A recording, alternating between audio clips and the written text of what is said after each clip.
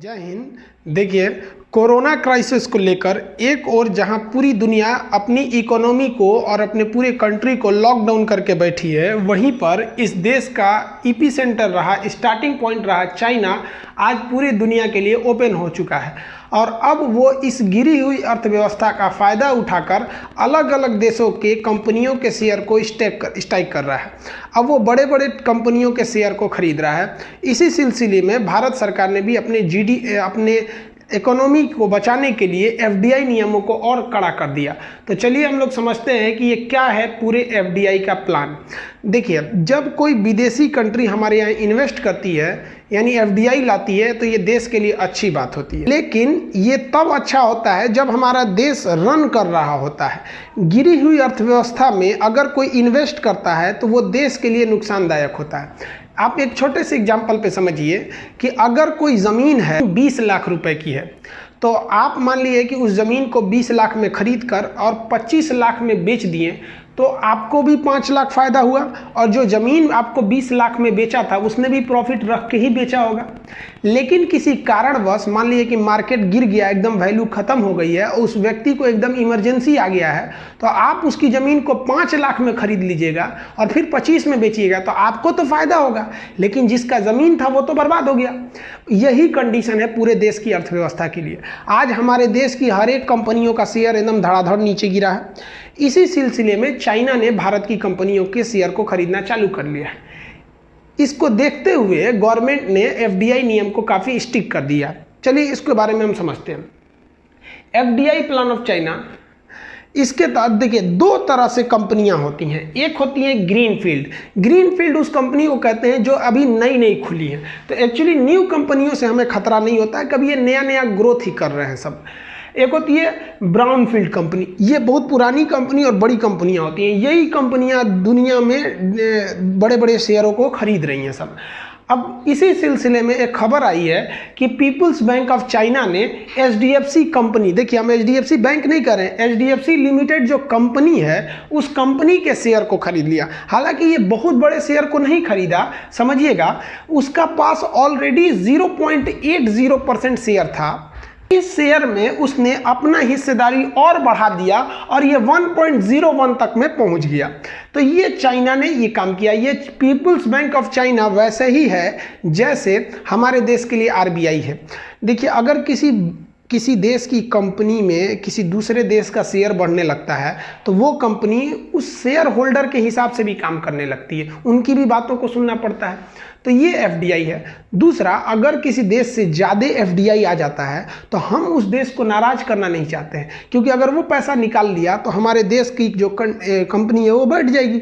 अब एक बात बताइए, हमारा जो इकोनॉमी के लिए, हमारी अर्थव्यवस्था के लिए सबसे बड़ा प्रतिद्वंदी चाइना है। अगर चाइना ने हमारे देश में ढेर सारे पैसे इन्वेस्ट कर दिए और कल को बॉर्डर डिस्प्यूट की वजह से कोई विवाद हुआ और उसने अचानक पैसे निकाल दिया, तो हमारी तो अर्थव्यवस्था गिर जाएगी। इसको बचा के रखना ज़रूरी था। अब ये पोर्टफोलियो निवेश के तहत चाइना ने कर दिया। अब ध्यान से देखिएगा आप, 2 तरह से इन्वेस्टमेंट आता है। एक होता है फॉरेन पोर्टफोलियो इन्वेस्टमेंट, जिसे हम कहते हैं एफपीआई। एक होता है फॉरेन डायरेक्ट इन्वेस्टमेंट, इसे कहते हैं एफडीआई। हालांकि जब हम आपको इकोनॉमिक्स पढ़ाएंगे तो आपको तीसरा बताएंगे फॉरेन इंस्टीट्यूशनल इन्वेस्टमेंट, एफआईआई। तो अभी आप यहाँ 2 समझिए। एक्चुअली ये करंट अफेयर के इशू से इसको 2 ही अभी 2 ही हम आपको समझाते हैं। तो देखिए, इन दोनों में अंतर समझिए।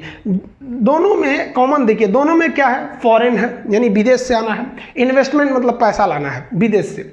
लेकिन एक में है पोर्टफोलियो, एक में है डायरेक्ट इन्वेस्टमेंट। दोनों में थोड़ा सा का अंतर है। ये बहुत शॉर्ट टर्म के लिए होता है, आए पैसा कमाए चले गए, और जबकि जो एफडीआई होता है वो ज़्यादा समय के लिए होता है।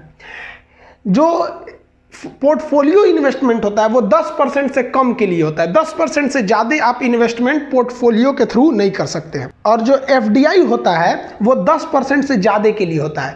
अब आप बताइए, देश के लिए खतरनाक कौन सा? अगर देश के लिए एफडीआई ज़्यादा खतरनाक है। अगर हमारा दुश्मन ने एफडीआई घुस गया तो 10% से ज़्यादा शेयर वो ले लेगा, फिर 10% से ज़्यादा की उसकी हिस्सेदारी हो जाएगी। अब आप बताइए, जो पीपुल्स बैंक ऑफ चाइना ने इन्वेस्ट किया है वो 1.01% है। अब आपसे कोई कहेगा कि ये जो एचडीएफसी लिमिटेड का एक्वायर किया गया इतना शेयर, ये एफडीआई के थ्रू है या एफपीआई के थ्रू? इतना तो आप समझ ही गए होंगे भैया, 1% है, 10% से नीचे रहता है तो फॉरेन पोर्टफोलियो रिजर्व इन्वेस्टमेंट होता है। तो चाइना पे भरोसा नहीं किया जा सकता है, ये आज 1% किया है, कल को 10% कर देता। तो समय रहते मोदी गवर्नमेंट ने डिसीजन ये लिया कि चाइना को पोर्टफोलियो तक ही रोक देना है, उसे एफडीआई तक में नहीं ले आना है। तो इसके लिए नियम बना दिया गया। कहा, अब नियम बनाते समय ये देखा गया कि अगर WTO का नियम है कि आप किसी देश को टारगेट करके कोई नियम नहीं बना सकते, क्योंकि पूरी दुनिया में व्यापार एक जैसे होनी चाहिए। तब गवर्नमेंट सोची कि हम चाइना को रोकें भी, और किस तरह से बोलें कि चाइना का नाम भी ना है। तो इसके लिए गवर्नमेंट ने नियम बना दिया। कहा कि भैया जिसको जिसको एफडीआई करना है आप करिए, बिना गवर्नमेंट को पूछे। लेकिन जिन जिन देशों की सीमा भारत से लग रही है, वो देश अगर एफडीआई लाना चाहते हैं तो उनको गवर्नमेंट से अप्रूवल लेना पड़ेगा। अब देखिए, यहीं पे भारत सबसे बड़ा गेम खेल दिया। चाइना की सीमा भारत से लगती है, हमने चाइना के अभी नाम नहीं लिया, और बाकी किसी भारत के पड़ोसी देशों में चाइना को छोड़ के किसकी इतनी औकात है जो इतना % पैसा इन्वेस्टमेंट कर सके? पाकिस्तान को खाने को पैसा नहीं है वहाँ पर। तो ये भारत ने बिना चाइना का नाम लिए चाइना को रोक दिया। कहा कि भाई कोरोना वायरस का कोई फायदा ना उठा सके, इसलिए हमने ये नियम बनाया है। अब इसका रोना भी नहीं रो सकते हैं वो WTO में जाकर।